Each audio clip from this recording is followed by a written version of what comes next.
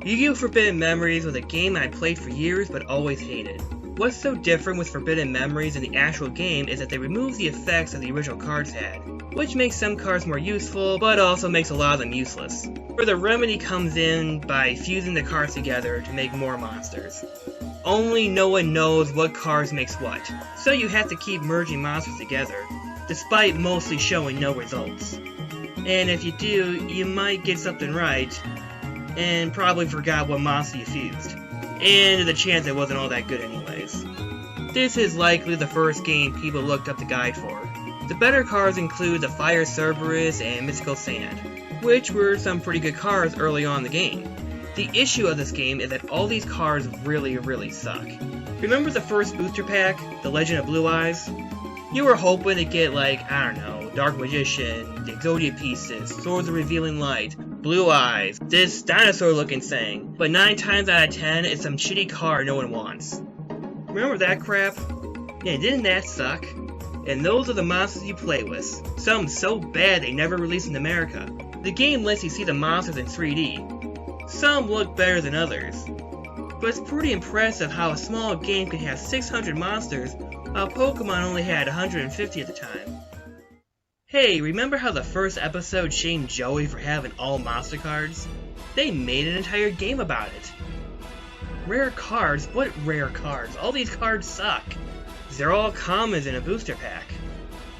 Speaking of which, isn't it kind of weird how there's a card shop and you don't even buy cards?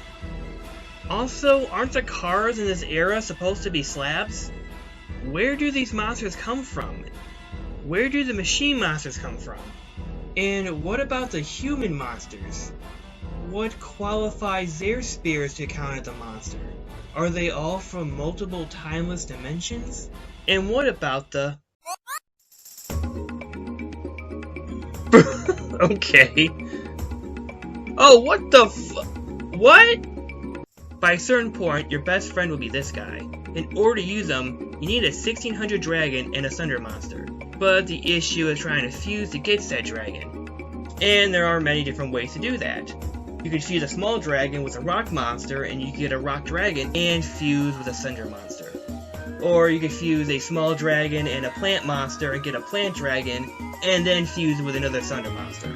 However, there are times you can fuse dragons that have it in their name, but their attributes different.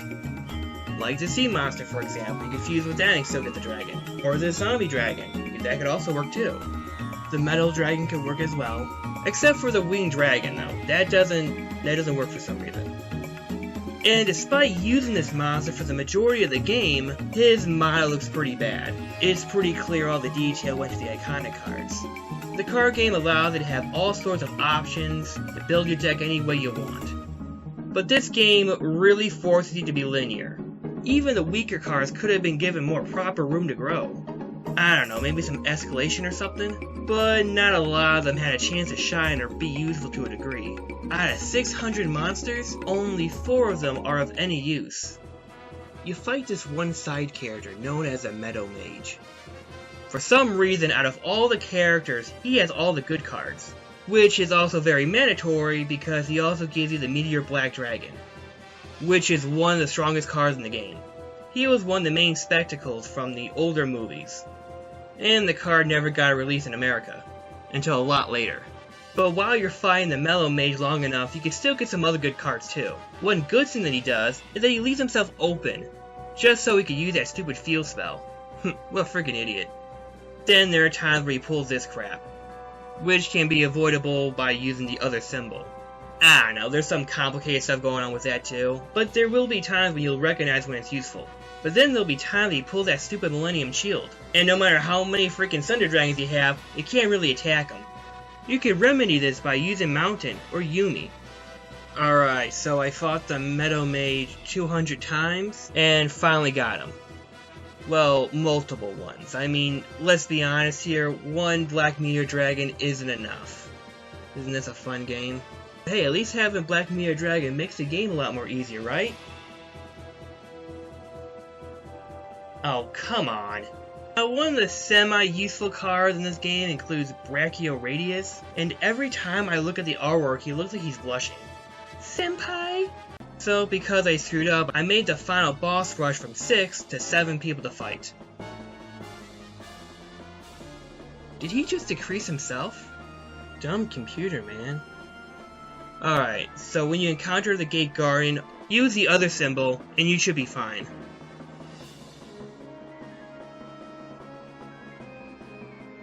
Oh wow, that's just lazy. Oh, screw you. God damn it. Well, you know what, screw this. Alright, so here's the normal way to play this game. First you put the cheats on, and then you get all the cards, and then you put all those good cards in your deck. Don't you love feeling powerful in a game? Okay, I guess I'll just get the other good cards. I had the most powerful cards in the game, and I still lost. See, look, even the game is having an aneurysm. Okay, get rid of all these weak monsters. Add in all the Exodia pieces because fuck it. Add in all the Megamorphs, as well as all the good equip cards, which I think is what I was supposed to do in the first place. Whatever. Use all the equip cards as much as possible. Attack, you beat the game.